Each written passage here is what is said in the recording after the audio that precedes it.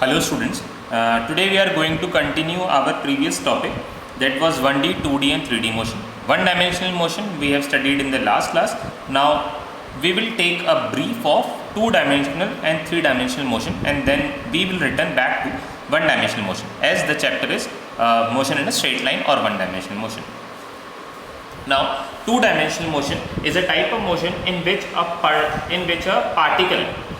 particle or a body changes its two coordinates with time. Such type of motion is called 2-dimensional motion.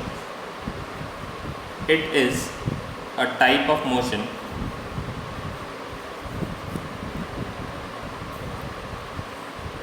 in which a particle changes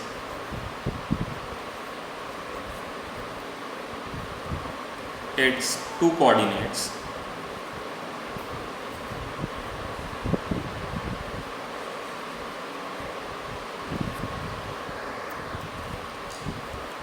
with time. Such a motion is called 2-dimensional motion.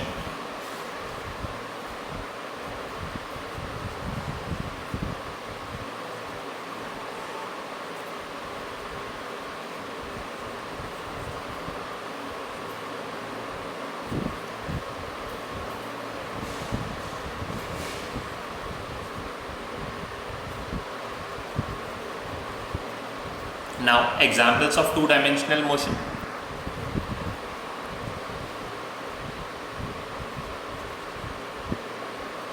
A lizard moving on a wall. A lizard moving on a wall.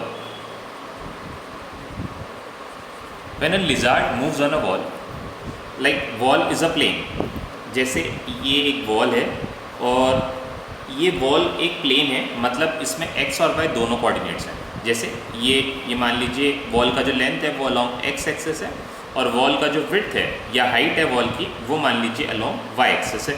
अब अगर कोई lizard इसमें move करता है और वो ऐसे ऐसे जिगजैगली मूव करता है, तो ये अपने x के साथ साथ अपना y भी बदल रहा है, और जैसे जैसे ये आगे बढ़ता जा रहा है इसके दोनों कोऑर्डिनेट्स x और y दोनों कोऑर्डिनेट्स चेंज हो रहे हैं. मैं आपको दोबारा रिपीट कर रहा हूँ, x and y coordinates x and y axes are arbitrary.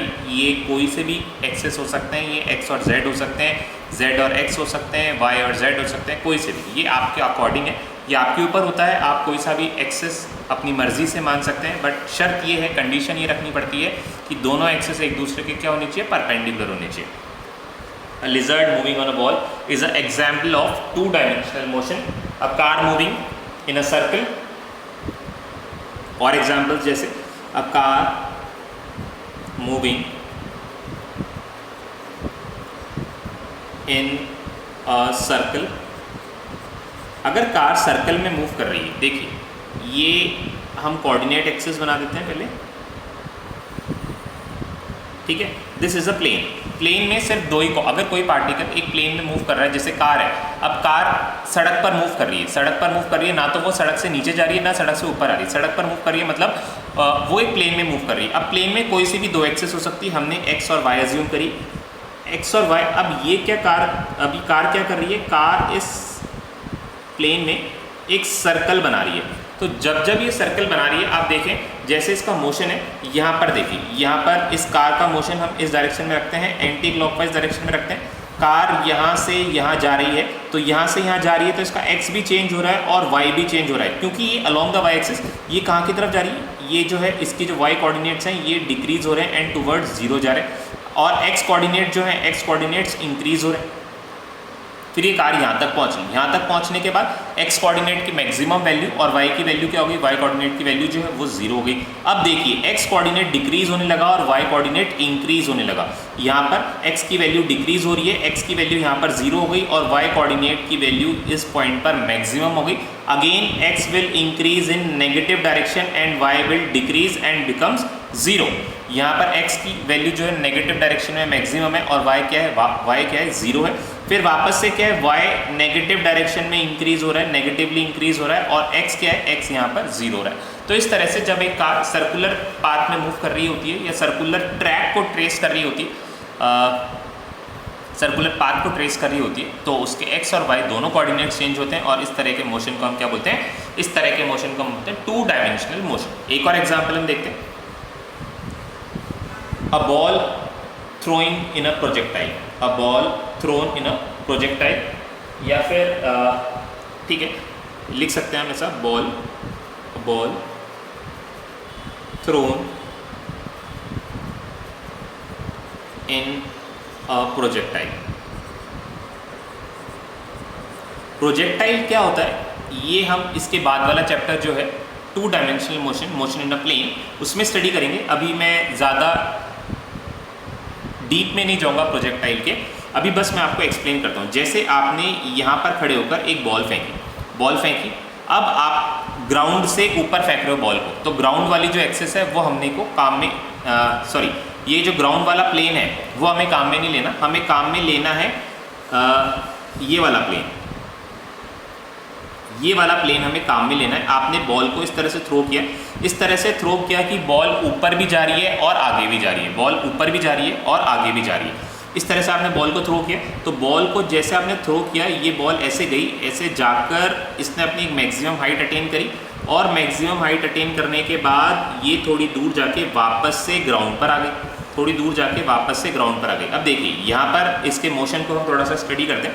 Late it B x axis and let it B y axis. इसके मोशन को हम थोड़ा सा ट्रेस करते हैं।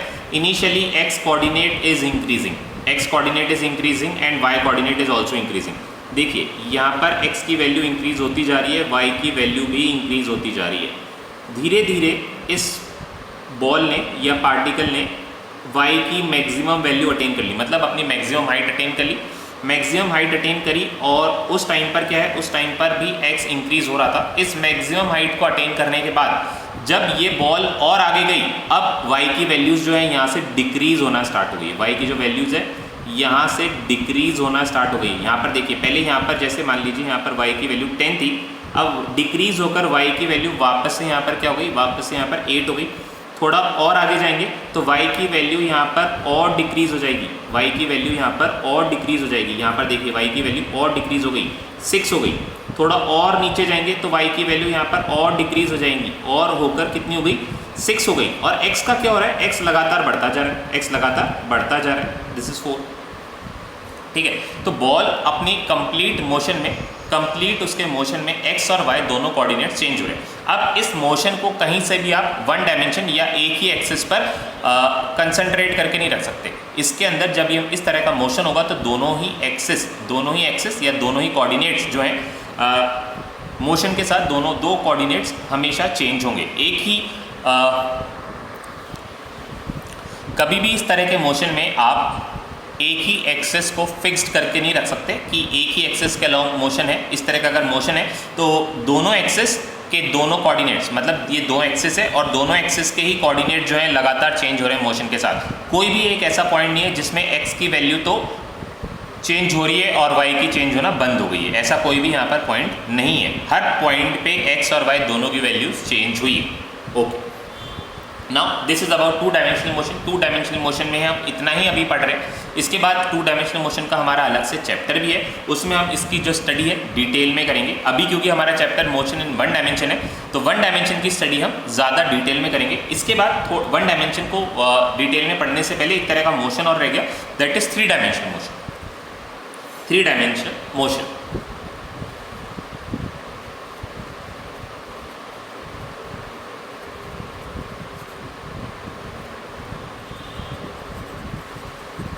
three-dimensional motion when a particle या when a object moves in such a way, when a particle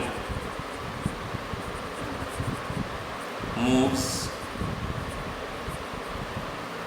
in such a way that all the 3 coordinates, all its 3 coordinates कर देते हैं, all its 3 coordinates all its three coordinates are changing with time.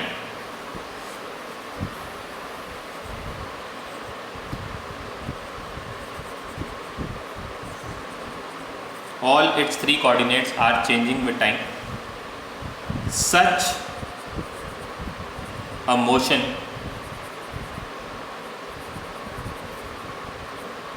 is called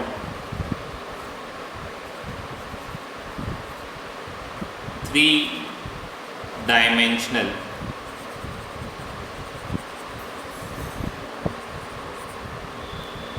motion. Such a motion is called three-dimensional motion. Example, three-dimensional motion का example सोच के बताइए। कोई एक ऐसे पार्टिकल के मोशन के बारे में सोचिए, जब वो मूव कर रहा हो तो उसके एक्स वाई जेड तीनों कोऑर्डिनेट चेंज हो रहा हो, मतलब उसका मोशन कुछ इस तरह का हो जिसमें वो आगे पीछे भी हो रहा हो, लेफ्ट राइट भी हो रहा हो और ऊपर नीचे भी हो रहा हो, इस तरह का मोशन। तो ये इस तरह का मोशन किसी प्लेन में तो पॉसिबल नहीं है, मतलब किसी दीवार पर, किसी रोड पर, कोई ग्राउंड पर इस तरह का मोशन पॉसिबल नहीं है। इस तरह के मोशन का ये जो तरह का मोशन है ये पॉसिबल सिर्फ स्पेस में हो सकता है या फिर एक इंक्लाइंड प्लेन पे हो सकता है। इंक्लाइंड प्लेन पे अगर आप मूव करेंगे, इंक्लाइंड प्लेन पे भी इस तरह का मोशन जो है पॉसिबल हो सकता है।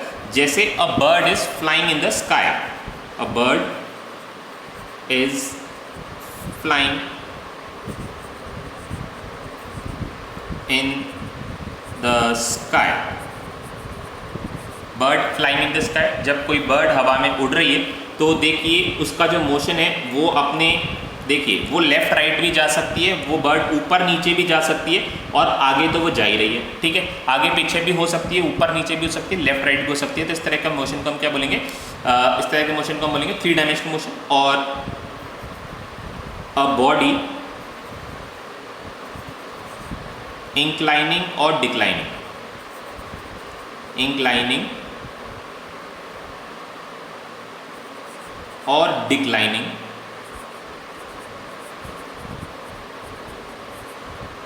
अ बॉडी इंक्लाइनिंग और डिक्लाइनिंग इन अ प्लेन। एक प्लेन पर कोई बॉडी इंक्लाइन या डिक्लाइन हो रही है तो भी उसके दोनों कॉर्ड, देखो प्लेन पर, देखो एक प्लेन है, इंक्लाइंड प्लेन है, ये suppose this is an inclined plane, ये एक इंक्लाइंड प्लेन है, ये स्केल को मैंने इंक्लाइन करके रखा है। अब अगर कोई बॉडी इस पे ऐसे ऐसे ऐसे जिगजैग मोशन करते हुए नीचे आ रहा है, तो देखो नीचे आ रहा है तो मतलब इसका जेड कोऑर्डिनेट चेंज हो रहा है, और ये जिगजैग मोशन कर रहा है मतलब लेफ्ट राइट हो रहा है, लेफ्ट राइट होने से इसके एक्स और वाई कोऑर्डिनेट्स भी चेंज हो रहे हैं। तो इस तरह का मोशन जो है, इस तरह का मोशन जो कहलाता है वो थ्री डायमेंशनल मोशन कहलाता है। हमारे कोर्स में वन डायमेंशनल और टू डायमेंशनल मोशन है, थ्री डायमेंशनल मोशन जो है हमारे कोर्स में नहीं है। अगर आप फिजिक्स के साथ फर्दर स्टडीज़ करेंगे आफ्टर 12th तो आपको वहाँ पर थ्री डायमेंशनल मोशन भी पढ़ने को मिलेगा। अभी हमारे कोर्स में हम क्या पढ़ेंगे, हम सिर्फ वन डायमेंशनल और टू डायमेंशनल मोशन पढ़ेंगे। तो अब जो हमारा नेक्स्ट टॉपिक है वन डायमेंशनल मोशन को हम थोड़ा सा डिटेल में पढ़ना चाहेंगे। वन डायमेंशनल मोशन में जो हमारा फर्स्ट टॉपिक है जिसकी सबसे पहले हम स्टडी करेंगे वो है position of A object. Position of object, position के बारे में मैं आपको बताना चाहूँगा, या शायद मैंने आपको पहले भी बताया होगा कि पोजीशन क्या होता है। पोजीशन एक वेक्टर क्वांटिटी होती है और पार्टिकल की पोजीशन जो है, पार्टिकल की पोजीशन जो है हमें क्या बताती है, पार्टिकल की पोजीशन हमें बताती है कि अभी पार्टिकल अपनी इनिशियल जगह से, मतलब जो इसका इनिशियल पॉइंट था ओरिजिन से, कितनी डिस्टेंस पर अभी पार्टिकल है और ओरिजिन से किस डायरेक्शन में पार्टिकल गया है। तो पोजीशन उसकी डायरेक्शन और उसका डिस्प्लेसमेंट दोनों बताती है, इसलिए position is a vector quantity. One dimensional motion जो हम स्टार्ट करने वाले हैं अभी, उसके अंदर सबसे पहले वन डायमेंशनल मोशन की डेफिनेशन एक बार वापस से रिकॉल कर लेते हैं और थोड़ा सा ब्रीफली जल्दी जल्दी इसको रिवाइज कर लेते हैं। If a particle is changing its position with respect to time then its motion then its motion if it is moving in a straight line, then its motion if it is moving in a straight line is called one dimensional motion. If a particle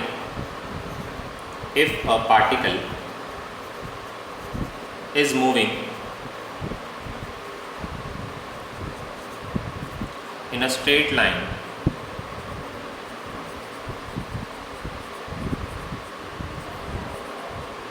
if a particle is moving in a straight line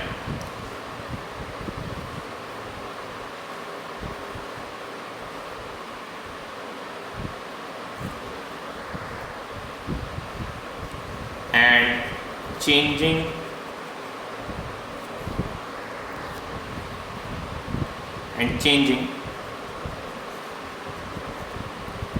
its position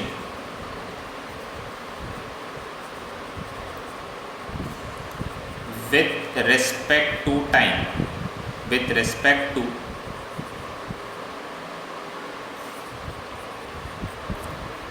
time, and surroundings, then its motion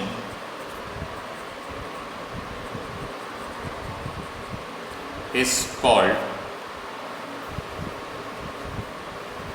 one-dimensional motion.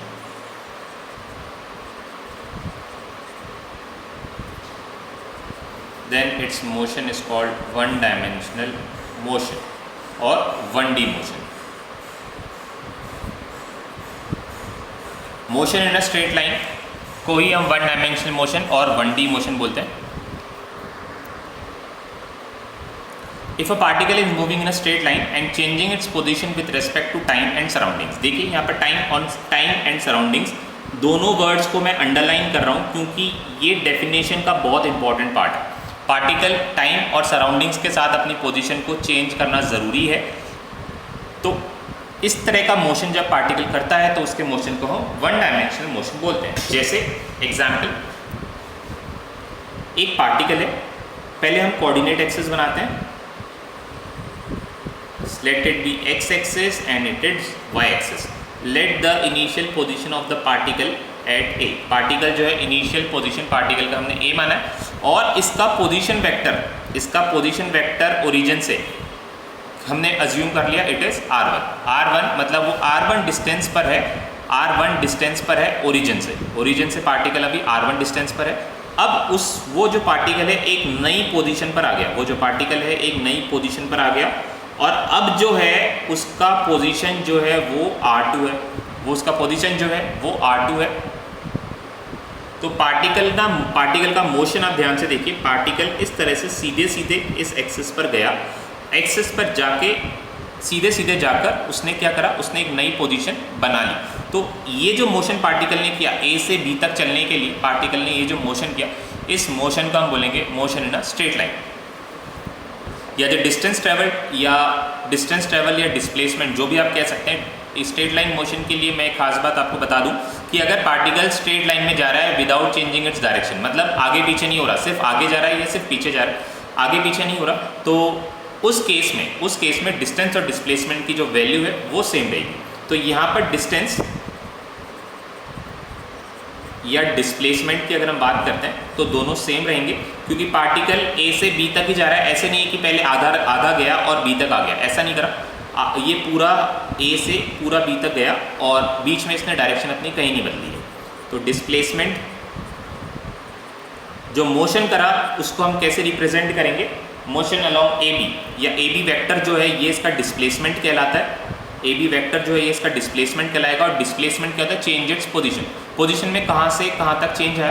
तो final position क्या है इसकी, final position इसकी है R2 और R2 initial position क्या है, initial position है R1. तो final position minus initial position gives displacement और distance travelled by the object in the case of a straight line motion.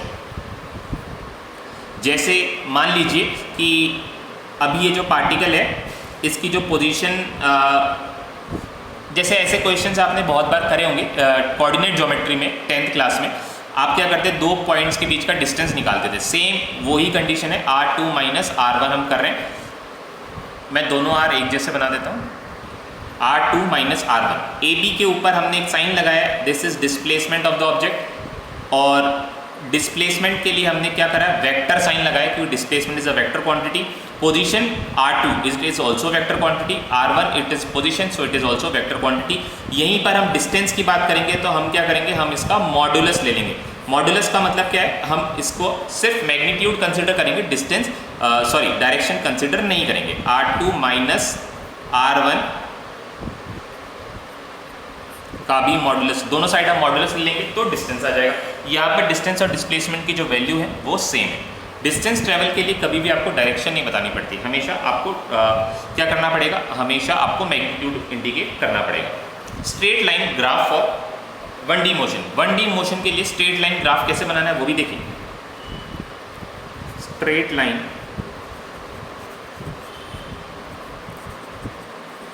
Graph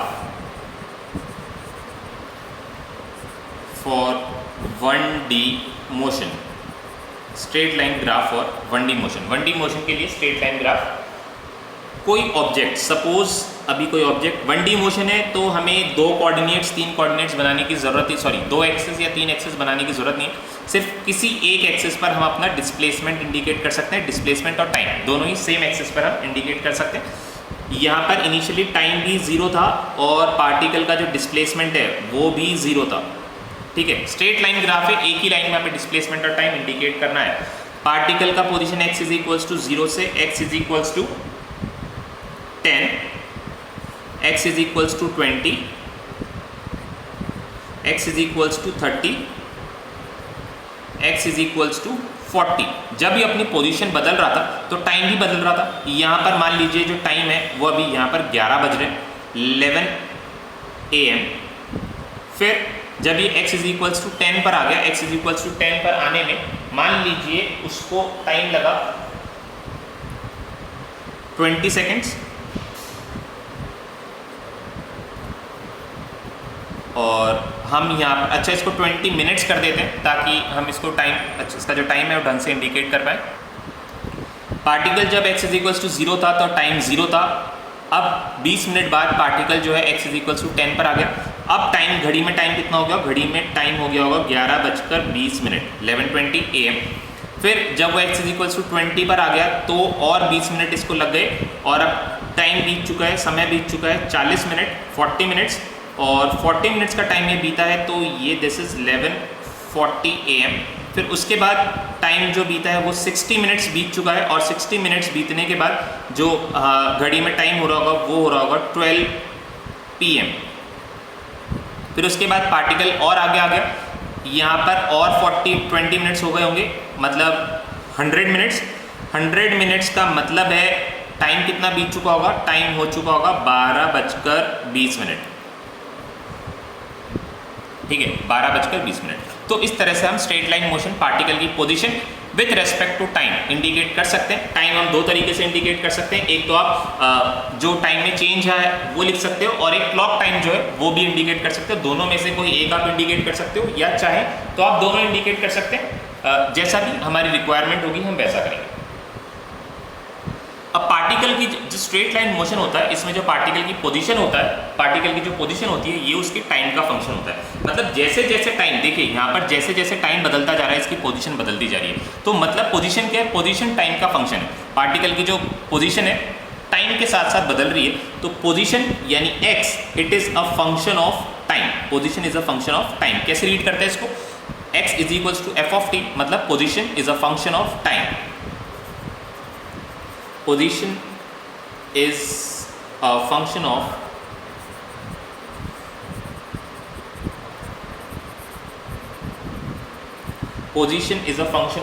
time। ठीक है, पोजीशन के बारे में मैंने आपको बताया था कैसी क्वांटिटी होती है, पोजीशन एक वेक्टर क्वांटिटी होती है। अब हमारा जो नेक्स्ट टॉपिक है that is distance and displacement. Distance and displacement पढ़ते हैं। Next topic is distance and displacement. Distance और डिस्प्लेसमेंट में क्या डिफरेंस होता है ये थोड़ा सा अच्छे से मैं आपको एक्सप्लेन करता हूँ। आई होप मैं इन दोनों के बीच का डिफरेंस जो है आपको क्लियर कर पाऊँगा। ये हमने कोऑर्डिनेट एक्सिस बनाई है, this is late it B x axis and it be y axis. Particle का इनिशियल पोजीशन हम मान लेते हैं, जैसे हमने पहले अज्यूम किया था, इसका पोजीशन वेक्टर r1 और ये इसका initial position that is a। अब पार्टिकल यहाँ से मूव करता है और फाइनली वो b पॉइंट पर आता है। Position vector of b is r2। Position vector of b is r2। Position direction भी बताता है, इसलिए हमने इसके ऊपर वेक्टर का साइन लगा दिया, ठीक है। अब इसका जो डिस्प्लेसमेंट हुआ है, अगर ये सीधे सीधे ऐसे आता है, सीधे सीधे ऐसे आता है, motion in a straight line motion कर रहा है, और अगर ये ऐसे आता है तो इसका जो डिस्प्लेसमेंट है वो कौन बताएगा? डिस्प्लेसमेंट बताएगा इसका ए बी वेक्टर, क्योंकि डिस्प्लेसमेंट की डायरेक्शन बतानी ज़रूरी है, इसलिए हमने ए बी के ऊपर क्या साइन लगाया? वेक्टर का साइन लगाया। ये जो एरो है वेक्टर साइन इंडिकेट करता है। वेक्टर्स और स्केलर्स के बारे में डिटेल में हम सेकेंड चैप्टर में भी पढ़ेंगे। A B it is a vector और इसकी जो वैल्यू है ये क्या हो जाएगी? Final position R2 minus initial position R1। This is displacement, ठीक है, ये डिस्प्लेसमेंट है। अब अगर डिस्टेंस ट्रेवल की हम बात कर रहे हैं तो डिस्टेंस ट्रेवल करने के लिए ए से बी तक आने के लिए इसके पास हज़ारों रास्ते हैं, हज़ारों रास्ते हैं। ये ऐसे जाके ऐसे भी आ सकता है, ये ऐसे जाके ऐसे भी आ सकता है, ये ऐसे ऐसे ऐसे जिगजैग मोशन करके भी बी तक पहुंच सकता है, ये किसी भी तरह से बी तक पहुंच सकता है, ठीक है। तो ए और बी के बीच की जो शॉर्टेस्ट डिस्टेंस होती है, shortest distance between A and B और initial and final position, shortest distance between initial and final position is called displacement.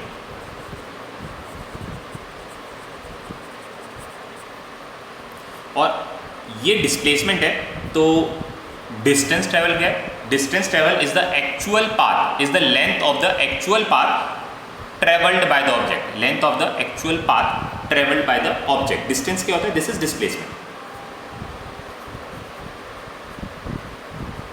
This is displacement. और डिस्टेंस को हम क्या बोलते हैं? It is the length of the actual path, it is the length of the actual path traveled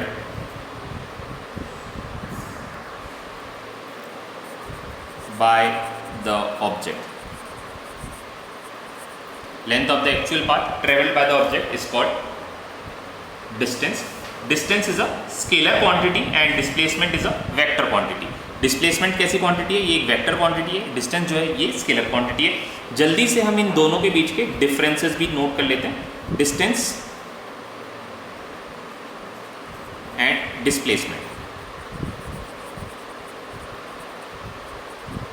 main definition मैंने आपको बताई दी है, distance is a scalar quantity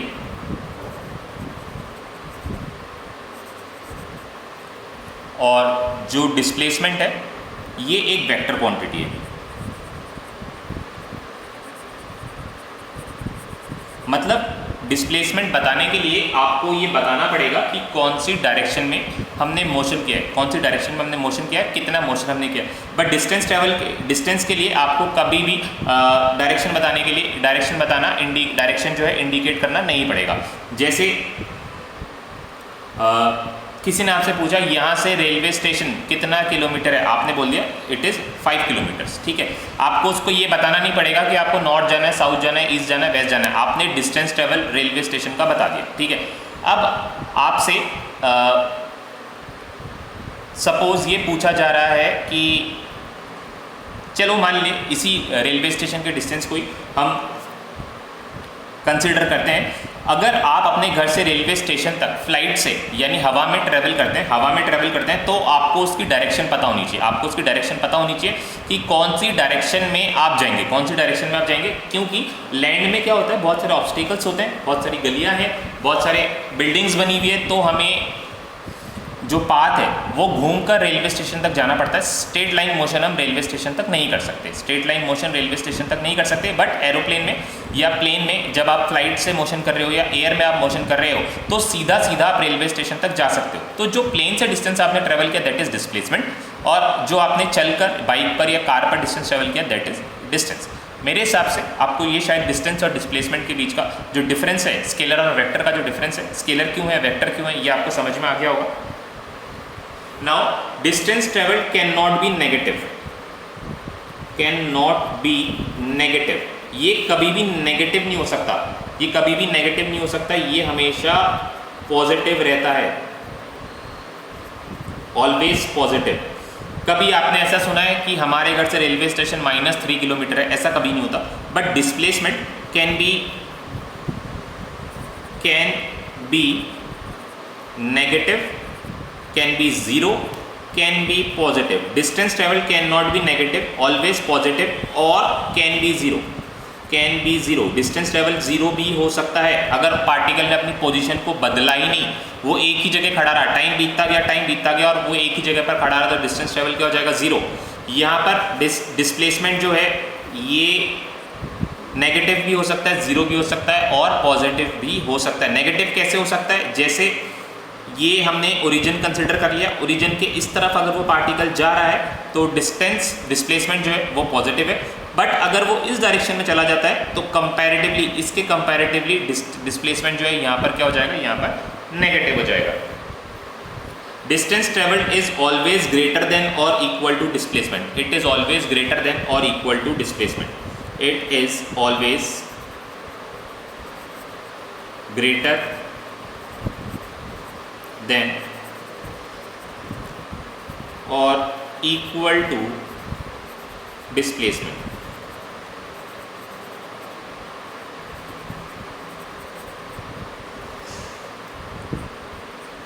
It is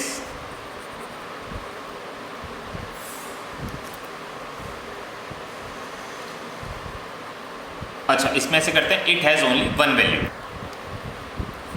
it has only one value. दो objects के बीच का जो position है, इनिशियल और फाइनल पोजीशन के बीच का जो शॉर्टेस्ट डिस्टेंस है, इसी को हम डिस्प्लेसमेंट बोलते हैं। ये डिस्प्लेसमेंट दो पॉइंट्स के बीच में कभी भी चेंज नहीं होगा। डिस्प्लेसमेंट दो पॉइंट्स के बीच में कभी भी चेंज नहीं होगा। Distance travel can be increase और डिक्रीज। ये देखो, यहाँ से ऐसे घूम कर गए तो डिस्टेंस ज़्यादा लगा, ऐसे गए तो कंपैरेटिवली डिस्टेंस कम लगा, ऐसे चले जाओगे तो डिस्टेंस कंपैरेटिवली और कम हो जाएगा। बट डिस्प्लेसमेंट की जो वैल्यू है वो फिक्स रहेगी। तो these are some points of differences that must be remembered when you solve the questions. तो इन पॉइंट्स को आप हमेशा दिमाग में रखेंगे जब आप क्वेश्चन सॉल्व करेंगे। क्वेश्चन में आपसे यहाँ पर ट्रिक क्वेश्चंस या एप्लीकेशन बेस्ड क्वेश्चंस पूछे जाते हैं, जहाँ पर जो बच्चे हैं ज़्यादातर कंफ्यूज हो जाते हैं। तो ये पॉइंट ऑफ डिफरेंसेस हमेशा आपके माइंड में रहने चाहिए। तो this is all about distance and displacement. In the next class we will study about velocity and speed.